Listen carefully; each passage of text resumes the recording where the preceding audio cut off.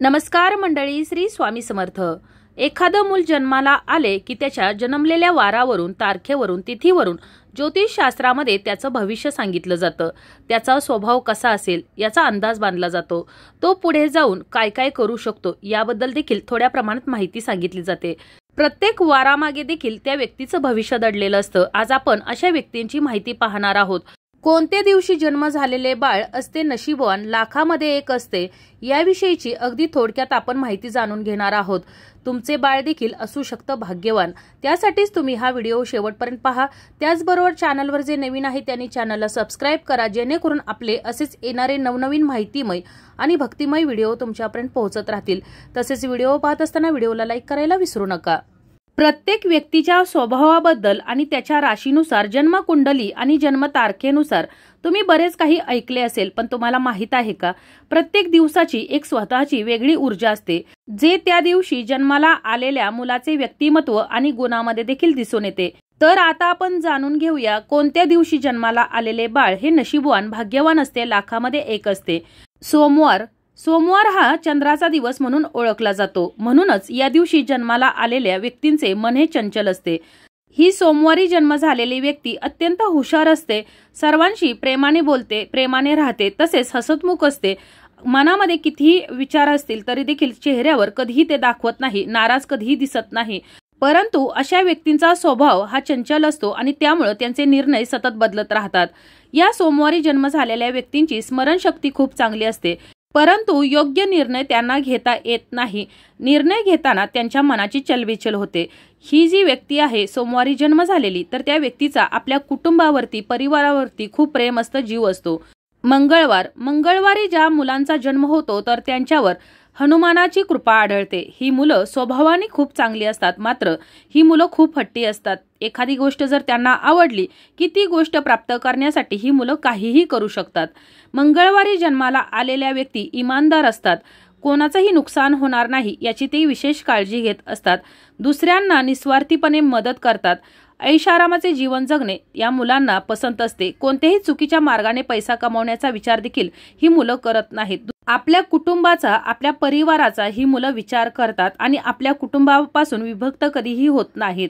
आता बुधवारी ज्या मुलांचा जन्म होतो तर हे लोक शक्यतो धार्मिक कार्य करणारी असतात, अत्यंत तेजस्वी, बुद्धिमान ही मुलं असतात। बुधवारी जन्म झालेली मुलं नशीबवान, भाग्यवान असतात, लाखामध्ये एक असतात।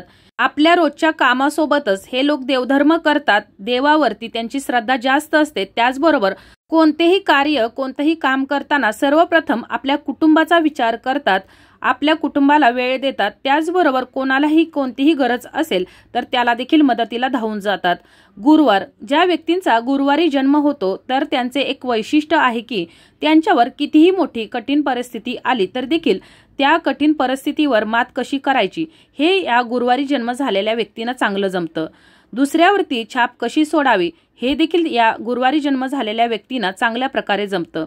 या गुरुवारी जन्म झालेल्या व्यक्ती ज्या ठिकाणी जातात तर त्या ठिकाणी आपला ठसा उमटवतात। मग नोकरी असू द्या, शिक्षणासंबंधित असू द्या, कोणत्याही ठिकाणी ही व्यक्ती गेली तरी देखील त्या ठिकाणी तिला यश प्राप्त होतं। या व्यक्तींच्या आपुलकीच्या आणि प्रेमाच्या वागणुकीमुळे समोरच्या व्यक्ती आपोआप या व्यक्तींवर इम्प्रेस होतात आणि त्यामुळे त्यांना कोणत्याही कामामध्ये अडचण येत नाही। त्याचबरोबर या व्यक्ती आपल्या कुटुंबाचा देखील जास्तीत जास्त विचार करत असतात।